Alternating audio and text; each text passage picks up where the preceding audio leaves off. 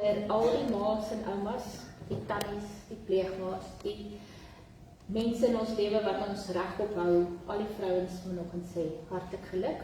Dit is julle spesiale dag en ons hoop dat dit vir julle 'n baie spesiale dag gemaak word. Ek weet net dat al die vrouens in my lewe is die ouens wat vir my regop hou en vir my help en vir my dra. So, dankie aan almal van julle en vir die wonderlike rol wat julle speel. Ook in ons gemeente. Ons weet dat hierdie gemeente sou nie voortbestaan het as dit nie ook vir die vrouens was nie. So baie dankie. Dink die manne moet vir julle hande klap.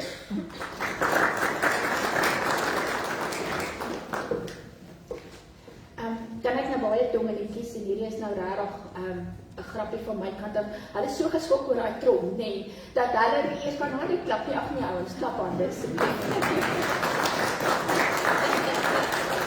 Goed, kom ek verduidelik gou van die trom. Die van julle wat nou geskrik het en gedink het ons is nou op pad in verkeerde rigting, ontspan. Dis nie so nie. Ek en die kerkraad het ook nou 'n gesprek met mekaar gehad. Soos julle hoor is daar sommer geliedere wat perkussie nodig het en dankie vir die woord, Henry, want dit is presies wat ons wil hê is dat julle moet verstaan dat daar, maar nie in my leeftyd nie. En vir die van julle wat dit graag wil hê, julle sal my moet afdank en 'n ander dominee moet kry. Gaan hier 'n stel dromme wees wat die dak gaan lig nie. Ek beloof dit vir julle, dit is vir my ook 'n harde nee. Maar dat ons soms en dit is die voorreg wat ons het in die kerk.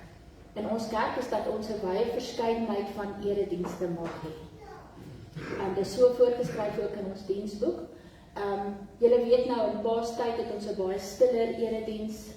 Die donderdag aand hier word nêrens in die kerk beskryf nie. Dis iets wat ons graag doen.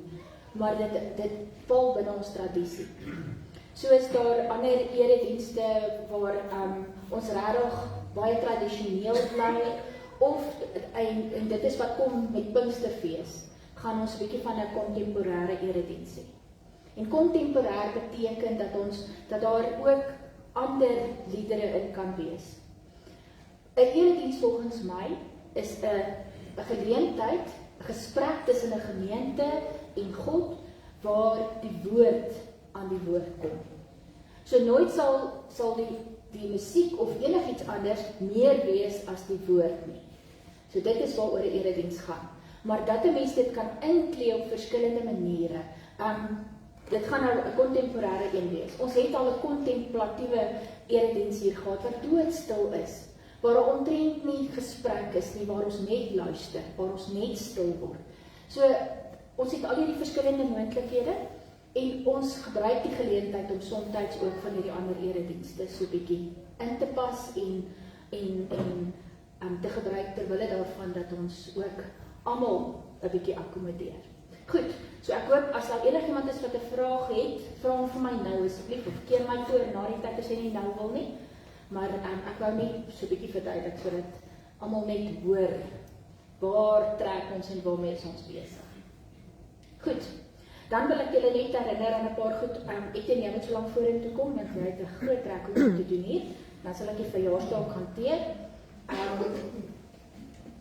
Ek herinner julle graag aan Hemelvaartdiens. Dis komende donderdag aand.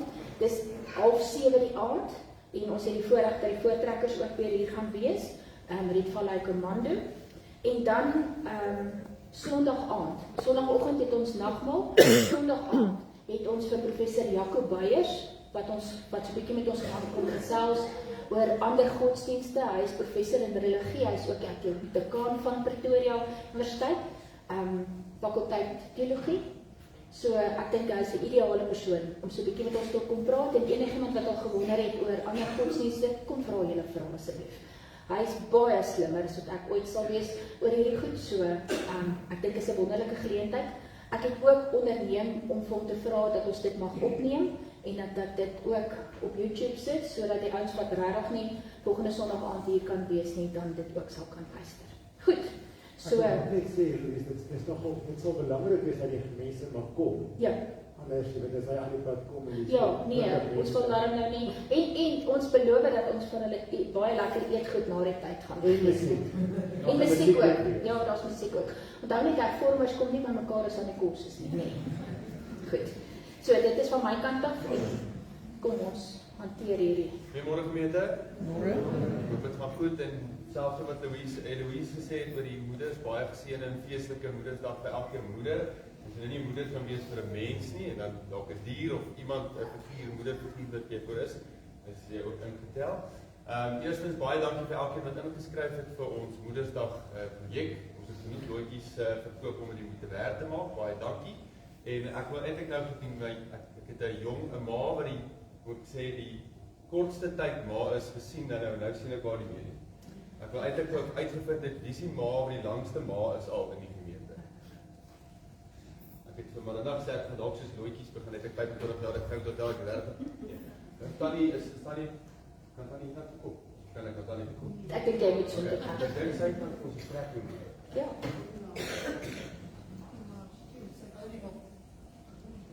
Kom, ons kom hierdie kant toe. Ja, eers moet sy nie die lys en dan moet sy nie ander kry. Goed, Gertie, daar's net 2 kaarte trek vir my een van die 2.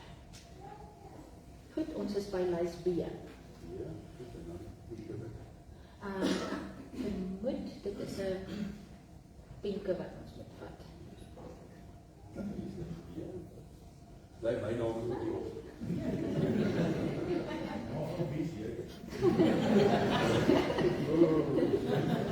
Sy? Ja, Janie Visser. Dink jy Janie is hier vanmôre nie? Nee, Janie is hier nie.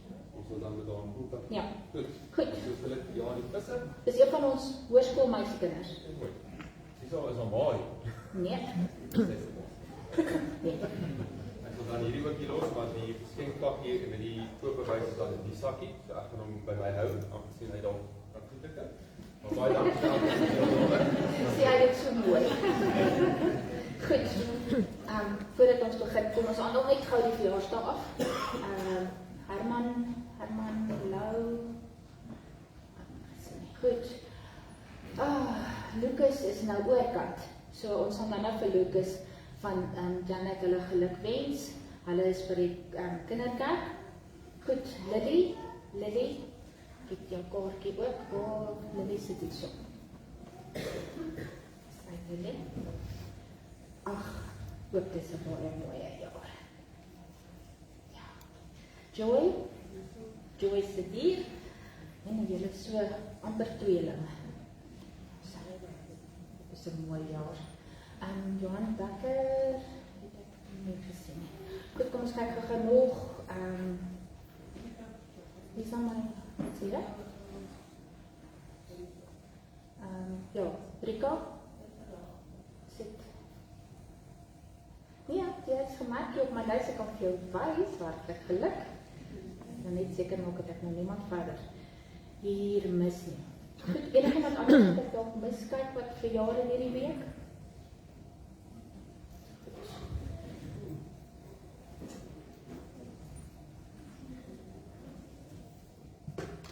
Daar sy, goed. Broers en susters, kom ons gaan dan aan met ons erediens, ons raak nou vir 'n oomblik stil en dan begin ons met ons toetrede lied.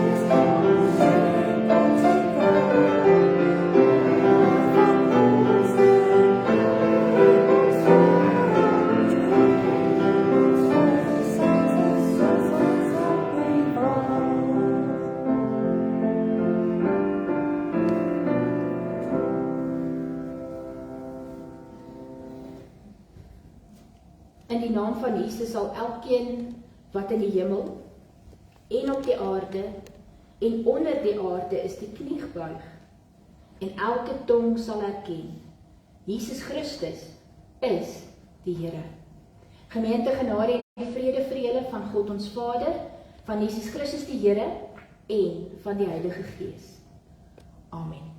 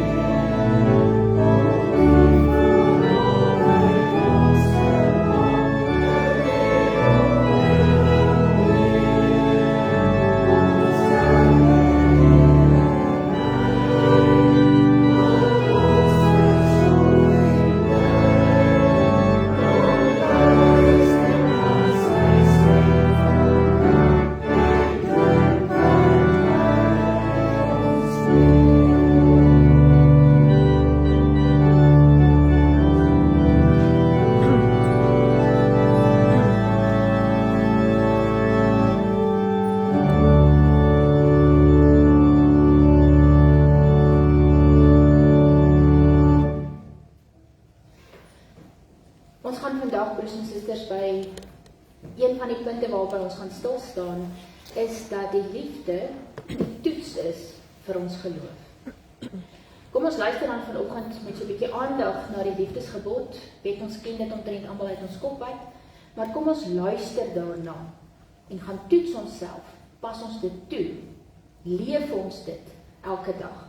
En onthou dan, as ons by die punt uitkom waar ek sê dat die liefde die toets is vir ons geloof. Toe die Fariseërs hoor dat Jesus die Sadduseërs die mond gesnoer het hulle bymekaar gekom en een van hulle, 'n wetgeleerde, het hom met 'n vraag probeer vastrek. Meneer, vra hy, wat is die grootste gebod in die wet? Jesus antwoord hom, Jy moet die Here jou God lief hê met jou hele hart, en met jou hele siel, en met jou hele verstand. Dit is die grootste en die eerste gebod. En die tweede wat hiermee gelyk staan is, jy moet jou naaste lief hê soos jouself. In hierdie twee gebooie is die hele wet en die profete saamgevat.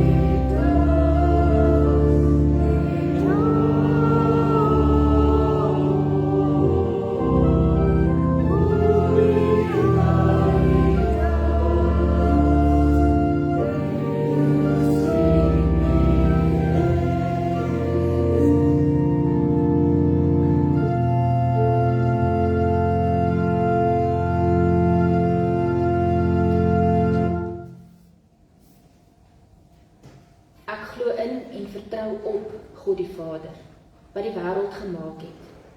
Ek glo in en vertrou op sy Seun Jesus Christus, wat die mensdom verlos het.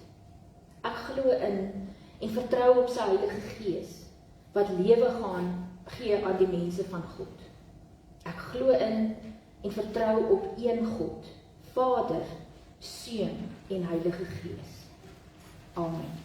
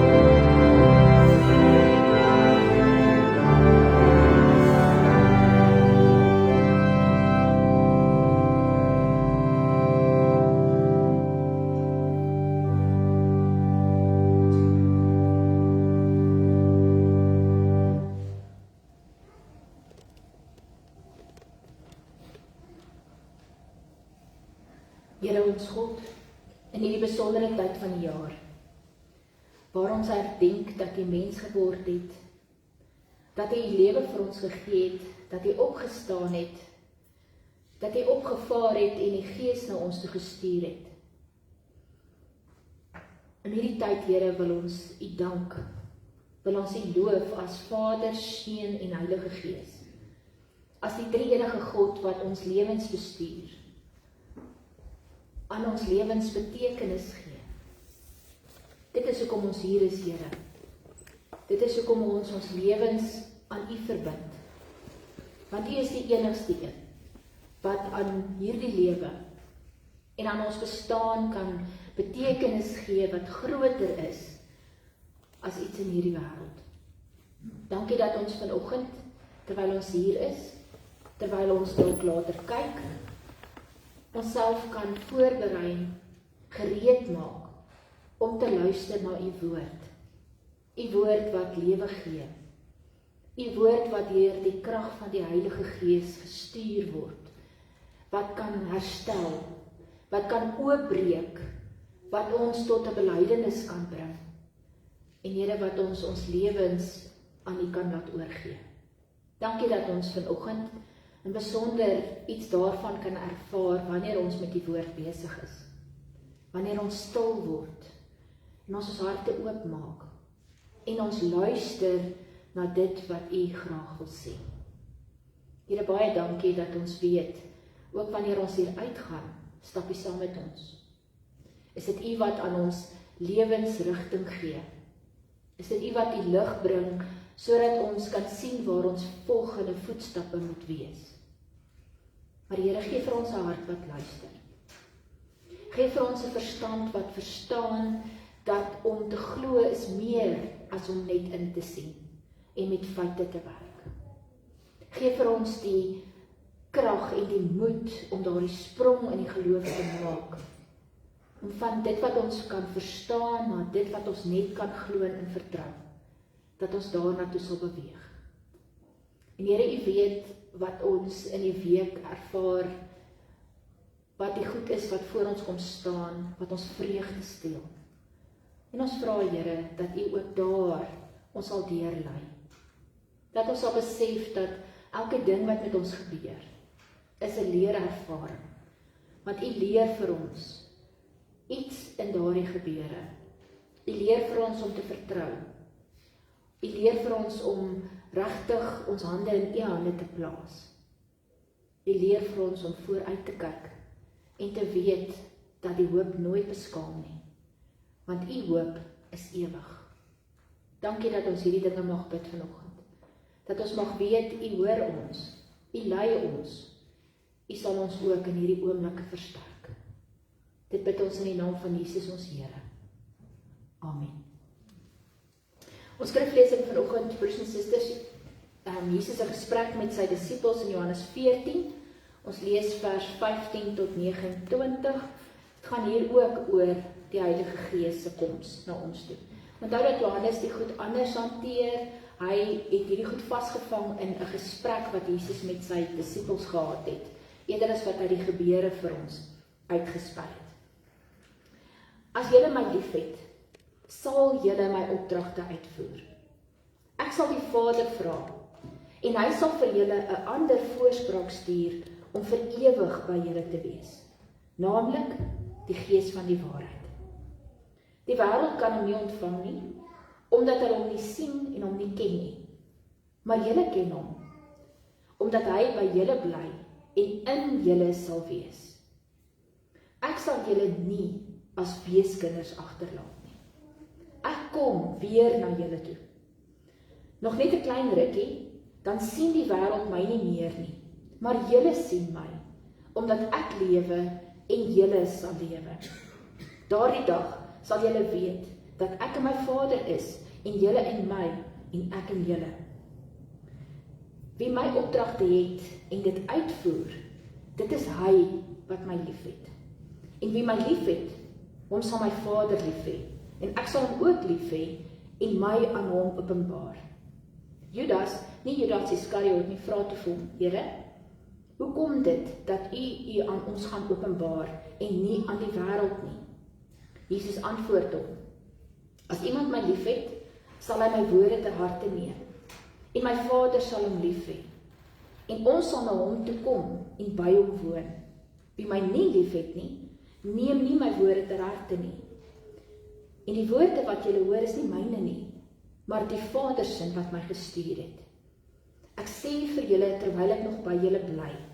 En wanneer die Vader in my naam die voorspraak, die Heilige Gees stuur, sal hy julle alles leer en julle herinner aan alles wat ek vir julle gesê het.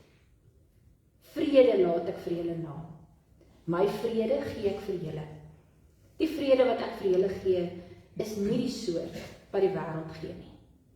Julle moet nie ontsteld wees nie, en julle moet nie bang wees nie.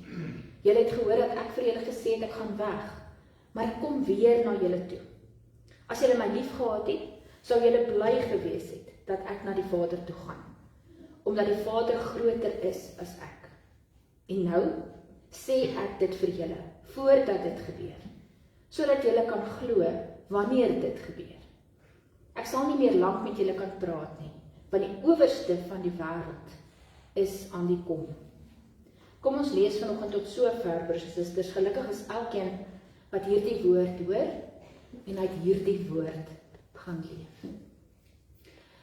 Voordat ek praat oor hierdie gedeelte, wil ek daarom net sê, as jy nou ooit gewonder het oor 'n gedeelte wat jy kan gebruik om Vader, Seun en Heilige Gees uit te wys vir iemand, dan is hierdie 'n baie goeie gedeelte om te praat oor wie die drie eenheid is. Dis 'n besondere pastorale gesprek wat Jesus het met sy volgelinge, met die naaste mense aan hom, met die ouens wat hy nou oor 3 jaar voorberei het om hierdie werk vorentoe te vat. Nou lê hy vir hulle so 'n bietjie die grondplan neer, né? Hy sê vir hulle, hierdie is die volgende goed wat moet gebeur voordat ek weggaan, en dan gaan ek weg, en dit is die plan verder. So nêrens los die Here hulle sonder 'n plan, en sonder 'n manier wat hulle moet gaan werk nie. Sy opleiding gaan ook oor na die opleiding. Waarmee rus ek julle toe, sodat julle die werk kan gaan doen wat ek vir julle stuur om te doen, waarvoor ek julle voorberei het. Maar mense sien hier dat die disippels nog net die disippels is. Hulle is nog nie apostels wat toegerus is en voorberei is nie. Daar's konsternasie en daar's vrees by hulle. En dan sê die Here vir hulle meer as een keer, ek gaan julle nie alleen agterlaat nie. Ek gaan vir julle die voorspraak stuur. My Vader sal sorg dat dit wat hier begin is, deurgevoer sal word. Dit gaan nie van julle afhang nie. Julle is die medewerkers.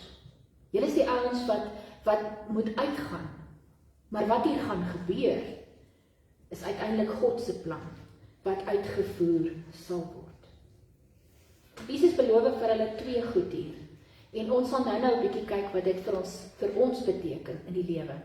Feit dat hy sy Heilige Gees stuur om by hulle te wees, en die feit dat hy vir hulle sê, hy gee vir hulle sy vrede. En ons gaan nou 'n bietjie stil staan by, wat beteken hierdie vrede vir ons? Want dit is baie anders as die soort vrede wat in ons wêreld verkondig word. Hy sê vir hulle, moenie ontsteld wees as ek weggaan nie. Hy gee vir hulle meer as een rede hoekom hulle nie ontsteld moet wees nie. Hy sê vir hulle, as ek weggaan, gaan ek na my Vader toe. As ek weggaan, stuur ek vir julle die Heilige Gees. En as ek nie weggaan nie, kan ek nie terugkom om te kom klaarmaak waarmee ek begin het nie. Dis die plan. Dis die pad vorentoe. Dis hoe hierdie goed moet werk, sê hy vir hulle. Klink byna onmoontlik dat Jesus van hulle verwag om bly te wees dat hy weggaan. Terwyl hulle worstel nog met wat op pad is. Hulle staan eintlik nog voor die gebeure. Hulle kan nie sien hoe gaan hierdie uitloop nie. En dan vra die Here vir hulle, wees dan nou bly dat ek gaan weggaan. En dis nie 'n emosie waarmee hulle kan werk vandag nie. Hulle is verward. Hulle is bang. Hulle weet nie hoe lyk die toekoms nie. Al lê Jesus vir hulle hierdie plan uit, is hulle menslikheid en hulle menslike vrees op hierdie stadium oorheersend. En dan sê hy vir hulle, ek moet weggaan. Ek moet teruggaan na die Vader toe. Ek sal vir julle die Gees stuur en ek sal weer terugkom. Dat hulle die voordeel insien van die volgende stap in God se plan. Jesus herinner hulle dan, en hy herinner ons vandag, die liefde is die toets vir hulle geloof. Jakobus sê dit mooi, Jesus het dit self hele klomp kere gesê. As wat jy glo, nie oorgaan in wat jy doen en wie jy is nie, dan glo jy nie. En broers en susters, ons moet dit hoor. As jou vertroue in God drie-enig nie oorgaan in 'n absolute liefde vir hom, en 'n liefde vir jouself en jou naaste nie, dan verstaan jy nie wat geloof is nie. Jesus sê hier vir hulle, en dit is 'n konsep wat hulle op daardie oomblik glad nie kon begryp nie, waarvan ons nog net ietsie begryp. En dit is dat Jesus ons innooi in die binnekamer van die drie-eenheid. Hy maak ons deel van hierdie geselskap waarin die Vader en die Seun en die Heilige Gees is. Ons word ingetrek in hierdie familie, hierdie gesin in. Ons ervaar God. Ons hoor sy stem. Ons verstaan dat hy kies om by ons te wees. Ons het dit verstaan in Jesus wat God met ons is. En ons verstaan dit in die Heilige Gees wat ook God met ons is. Dat God gekies het om by ons te wees en te bly.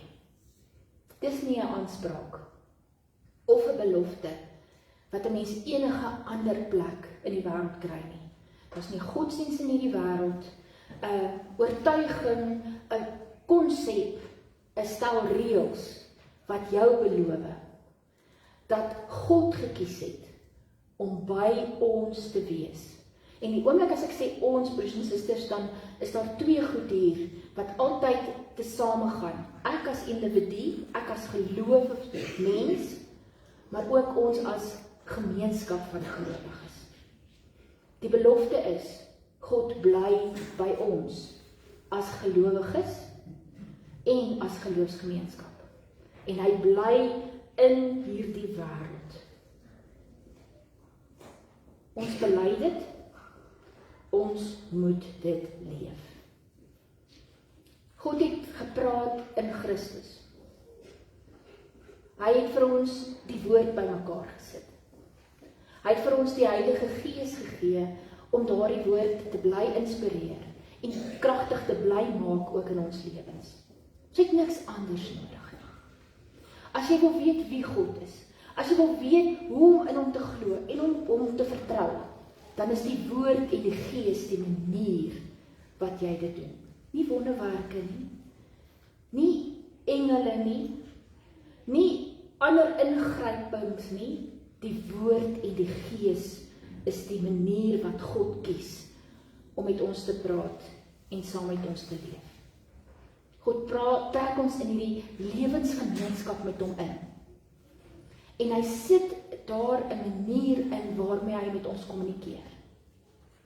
Waar hy met elkeen van ons kommunikeer en met ons as 'n geloofsgemeenskap en in hierdie wêreld kommunikeer. En ons hoef nooit daaroor te wonder of bekommerd te wees nie. God kies om by ons te wees.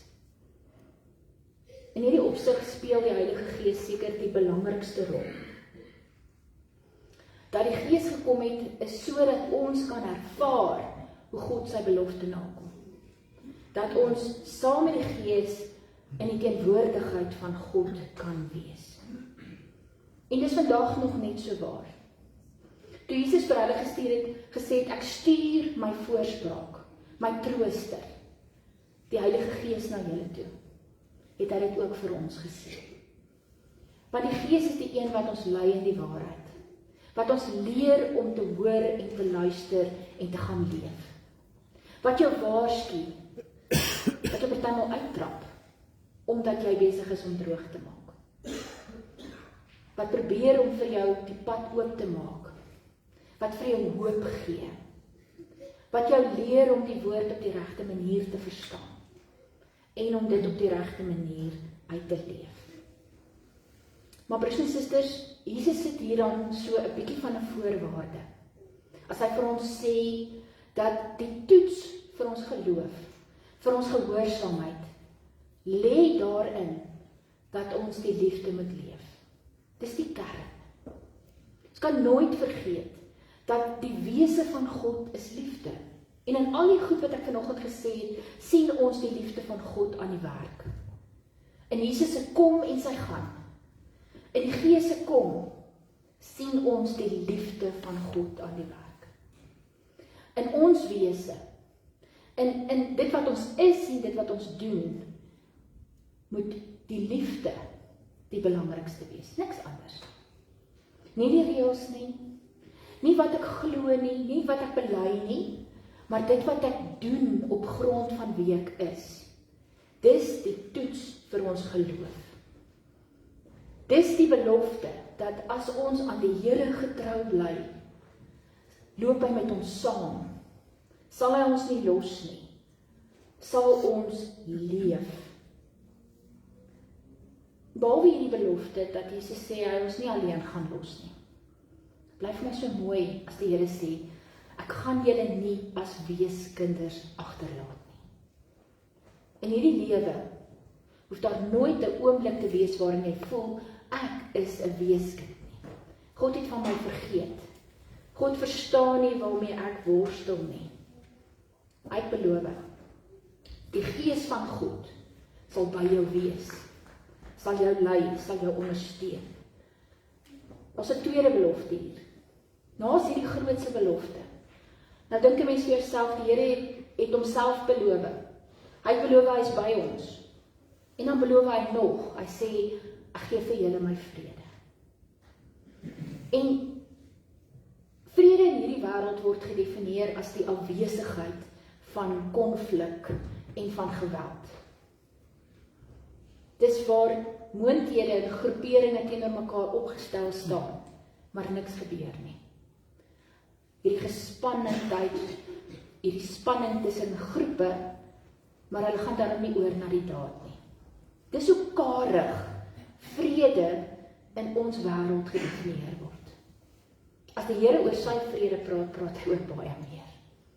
Hy praat oor 'n vrede wat nie net jou gees nie, maar jou emosies en jou lyf, jou liggaam betrek. 'n Vrede wat begin in jou gees, omdat jy verstaan dat jy nooit alleen is nie. 'n Vrede wat groter is as hierdie wêreld. 'n Vrede wat van die hemel afkom, wat so deur jou lewe werk, en selfs daar waar jy worstel, en daar waar jy nie die antwoorde het nie, en daar waar jy swaar kry, is daar hierdie vrede in die kern. 'n Vrede wat wil sê, daar is lewe, daar is hoop. Hierdie goed kan herstel word. Jy kan herstel word. Jy is bedoel vir meer as net hierdie aardse bestaan. En die oomblik, broers en susters, as ons ingetrop is op daardie vrede, dan verander dit hoe ons dink en hoe ons leef. Kom ons vat die disippels as 'n voorbeeld. Hulle het nou vir 3 jaar saam met die Here beweeg, hulle het geleer, hulle het geluister, hulle het meegedoen. Hulle het dalk bepaalde verwagtinge gehad oor hoe dit vorentoe gaan lyk. En dan bars hierdie bom, Jesus sit hierdie bom tussen hulle neer van, ek moet weggaan. En op daardie oomblik sou hulle lewe na alles behalwe vrede gelyk het. Maar die volgende stappe, die kruis en die opstanding, die hemelvaart van die Here, die koms van die Heilige Gees, lei hierdie mense tot by 'n punt, waar jy kan agterkom, dit is die vrede van God, wat in hulle lewens oorheers. Want hulle sien kans om die wêreld in te gaan, om die Here te gaan verkondig, maak nie saak wat dit van hulle vra nie. Hulle sien kans om teenoor mense te gaan staan, mense wat hulle haat en hulle uitskel, mense wat hulle wil dood hê.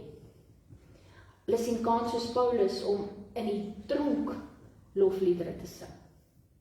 En dis die vrede van God, broers en susters. Daardie vrede wat ook tot ons beskikking is. 'n Vrede wat jou gaan herstel, jou gaan heel maak, jou gaan verander. Ek lees onlangs 'n storie van 'n dame wat haar hele lewe lank, sy is nou nog nie so oud nie, in die kerk is. Nie 'n Afrikaanse kerk nie, dis 'n Engelse kerk, ook nie in Suid-Afrika nie. En sy sê dat sy was betrokke by 'n klomp goed. Sy was deel van die gemeente, maar daar het 'n tyd in haar lewe gekom waar dit vir haar gevoel het, sy het nie alles bymekaar nie. Die touwtjies is besig om los te raak. Daai ding van, en sy beskryf dit nogal so mooi, en ek dink 'n klomp van ons kan daarmee identifiseer, jy stap in 'n vertrek in en jy vergeet hoekom jy in die vertrek is. Sy sê sy het vergeet dat haar kinders bepaalde aktiwiteite het, of sy vergeet om hulle te help met hulle take, of dit voel net vir haar, alles ruk uit mekaar uit. En sy is nie haarself nie, en sy weet nie wat om daaraan te doen nie. En elke keer, as sy gaan raad vra het, geestelike raad, dan word daar vir haar gesê, bid net harder, bid net meer, vertrou net nog 'n bietjie. En dan voel sy soos 'n totale mislukking, want om harder te bid en meer te vertrou, gee nie vir haar 'n oplossing vir haar situasie nie. En dis eers toe sy ontdek het dat sy eintlik ADHD het, en dat dit op hierdie manier in haar lewe na vore kom nou, met al die stressore en al die moeilikhede wat sy het, dat sy ontdek het, maar dis emosionele goed, wat 'n impak het op haar lyf, en 'n impak het op haar gees. En broers en susters, dis die werk van die Heilige Gees in ons lewens. Nie om te sê, bid net nog 'n bietjie harder nie, maar om saam met jou op hierdie ontdekkingstog te gaan, en vir jou bloot te lê, wat is dit wat in jou lewe aan die gang is? Wat het jy nodig? Wat se hulp het jy nodig? Hoe kan jy by herstel uitkom? En dan sê die toets van die liefde vir ons, om nie vir so iemand te sê, toe maar die son sal môre skyn, of elke wolk het 'n silwer randjie, of bid net nog 'n bietjie nie.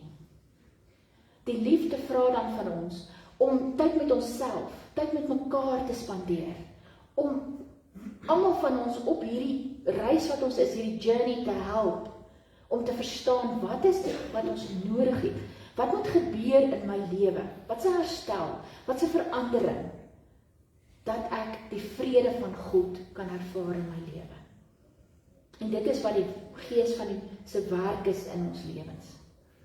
Dis nie net 'n kwessie van, die Gees is hier, ons glo, ons vertrou sloes nie.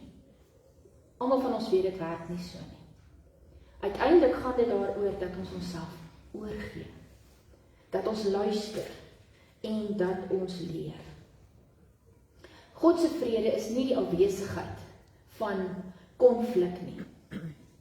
Dis 'n manier van leef en asemhaal en meer wees as die stukkies van jou wat inpas in jou lyf en in jou lewe. Maar om deel te wees van God en van sy genade, van sy roeping en van sy liefde. Kom ons vra onsself vanoggend af. Hoe sien ek die werk van die Heilige Gees raak in my lewe? Hoe sien ons dit raak in wat ons as gemeente is? Hoe sien ons dit raak wanneer ons hier uitgaan en daar buite in die wêreld is? Is jy ingestel om die werk van die Heilige Gees te eien, hier by jouself en rondom jou? Gee jy ag op dit wat die Gees vir jou sê en van jou vra?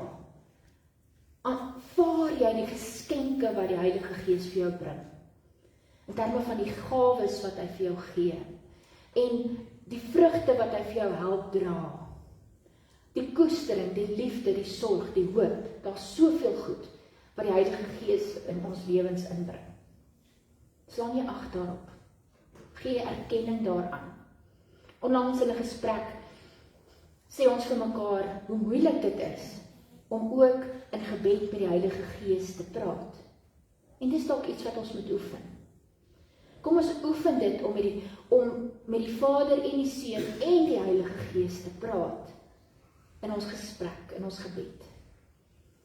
Slaan ag op dit wat die Heilige Gees vir jou leer deur die woord en gaan leef dit. Hoe ervaar jy die vrede van God in jou lewe?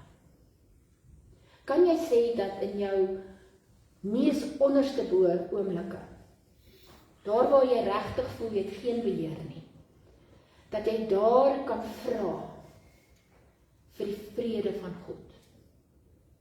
Nie vir sy straf op iemand anders of sy oordeel, of dat hy jou sterk genoeg maak, maar vir sy vrede.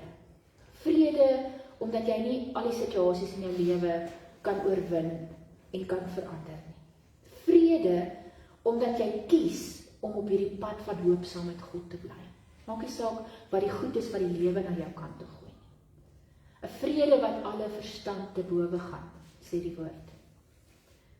As ons hierdie week bid, broers en susters, kom ons bid vir die werking van die Heilige Gees in ons lewens. Kom ons bid dat ons oë sal oopgaan vir waar en hoe die Gees met ons besig is. Vir waar en hoe die Gees met die mense om ons besig is, in ons wêreld besig is, dat ons God daarvoor kan dank. En kom ons bid vir hierdie vrede, wat hier in jou wese gaan lê, en wat verander hoe jy kyk, en hoe jy praat, en wie jy is. As ons dit doen hierdie week, as ons konstant daarmee besig is, gaan ons sien hoe alles in ons en rondom ons verander. Amen. Kom ons sluit ons oë in 'n dankgebed. Ewige God, Hemelvader, Jesus Christus, sy Seun, Heilige Gees. Dankie dat ons vanoggend voor U mag stil word. Dat ons vanoggend eintlik sonder woorde hier moet sit. Omdat woorde te min is om hierdie gewaarwording van U teenwoordigheid by ons te kan sê of te kan beskryf. Here, dankie dat ons vanoggend opnuut herinner kon word aan dit wat U vir ons is. Dat ons onsself daaraan kan herinner dat U liefde ons gaan toets. Ons gaan deurgrond om te sien of ons dit aanvaar wat U vir ons gee. Of dit deel van ons wese geword het. En Here, daarmee het ons hulp nodig. Ons het nodig om te glo. En U kan ons daarmee help. Ons het nodig om lief te hê sonder grense. En dis U wat dit vir ons kan leer. Ons het nodig om te hoop verby alles wat ons sien in hierdie wêreld. En dit bring U vir ons. Here, dankie dat ons kan bid, nie net vir onsself en ons mense en ons gemeente nie, maar ook vir ons gemeenskap en ons land en ons wêreld. Dat ons kan bid, Here, dat U woorde van liefde, U dade van absolute liefde, U wese aan mense bekend sal word. En dat hulle in U 'n veilige hawe sal vind. Dat U vir hulle die plek sal word waar daar vrede is. Here, mag dit vir ons ook waar wees, dat ons U sal vind in ons daaglikse lewe as ons veilige plek. Die plek waar daar vir ons vrede is. Wees met ons in hierdie week, Here, sterk dit wat gebeur en wat ons beplan, en gee dat dit tot die eer sal wees. In Jesus se naam bid ons dit. Amen.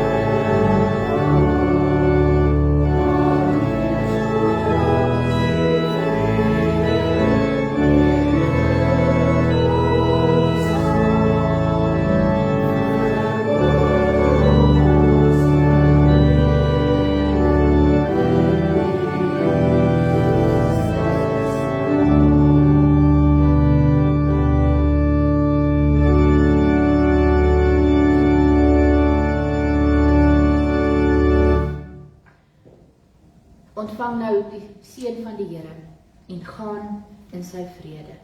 Die genade van ons Here Jesus Christus, die liefde van God en die gemeenskap van die Heilige Gees sal by julle elkeen wees. Amen.